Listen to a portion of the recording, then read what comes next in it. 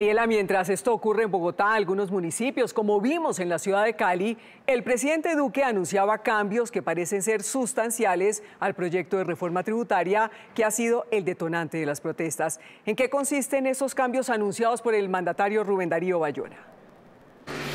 María Lucía, buenas noches. Lo que ha dicho el presidente Iván Duque es que no habrá aumento del IVA ni para bienes ni servicios, tampoco para la gasolina, ni mucho menos para la canasta familiar, que tampoco se va a ampliar la base de renta, que queda tal cual como está hoy, que le ha dado la instrucción al ministro de Hacienda, Alberto Carrasquilla, para que construya de manera concertada un nuevo texto con el Congreso que recoja también las observaciones de los gremios, así como de los centros de pensamiento.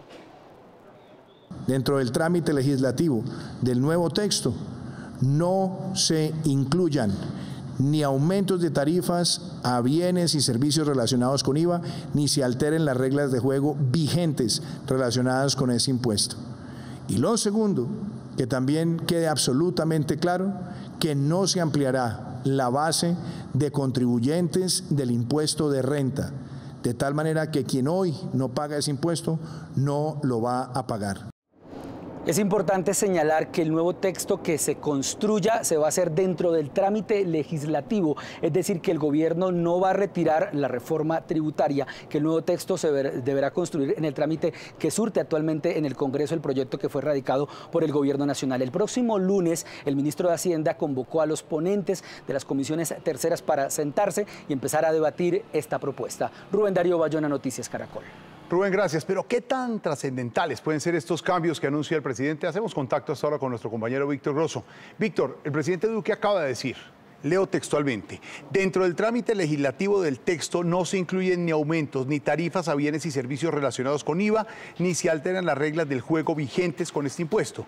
¿Esto qué tanto cambia el proyecto original en este punto, Víctor? Pues Jorge Alfredo, buenas noches. Estaría cayendo uno de los puntos más importantes en términos de recaudo dentro de todo lo que contempla esta reforma tributaria. Por esos cambios en el IVA que inicialmente se contemplaban, el gobierno esperaba recaudar más de 7 billones de pesos. Si estamos entendiendo bien el mensaje del presidente Iván Duque, se caerían cosas como que muchos productos cambien del régimen de exentos a excluidos. Esto ya no iría. Recuerde que esto desató mucha polémica entre los gremios productores de alimentos, los huevos, las carnes, etcétera, toda esa polémica que vivimos en los últimos días. Tampoco subiría el IVA a la gasolina del 5 al 19%, tampoco tendrían IVA los servicios funerarios y, por supuesto, no tendrían IVA los servicios públicos para estratos 4, 5 y 6, entre otros temas. Bueno, Víctor, pero el otro anuncio parece ser incluso más importante. Duque acaba de decir, abro comillas, y lo segundo, que también quede absolutamente claro que no se ampliará la base de contribuyentes del impuesto de renta, de tal manera que quien hoy no paga ese impuesto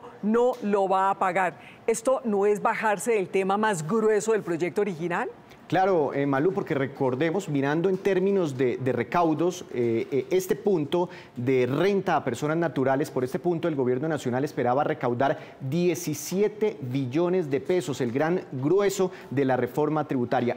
Y repito, si entendemos bien ese mensaje o si estamos comprendiendo bien ese mensaje del presidente Duque, en un principio querían que el impuesto de la renta no lo pagaran 1,5 millones de colombianos como hoy está establecido en el país, sino que se duplicara esa cifra y llegara el impuesto de la renta a una cifra cercana a los 3 millones de colombianos. Hoy pagan ese impuesto de renta personas con ingresos superiores a 5 millones de pesos aproximadamente, y con esa reforma tributaria inicialmente querían que empezaran a pagar este impuesto de renta quienes tuvieran ingresos superiores a los 2,5 millones de pesos en adelante. Esto también se estaría cayendo de la reforma tributaria.